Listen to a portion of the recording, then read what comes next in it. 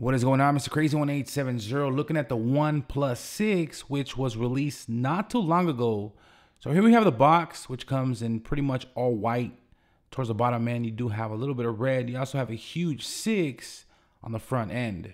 All right, so here we go. Now, as soon as you open up the box, you are greeted with the 6 itself, which I will come back to in a bit. Up next, we have the power adapter, aka power brick, as I like to say.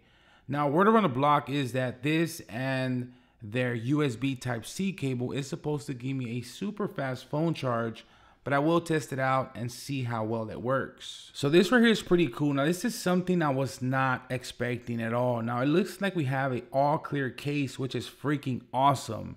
Now, if I'm not mistaken, it also comes preloaded with a screen protector.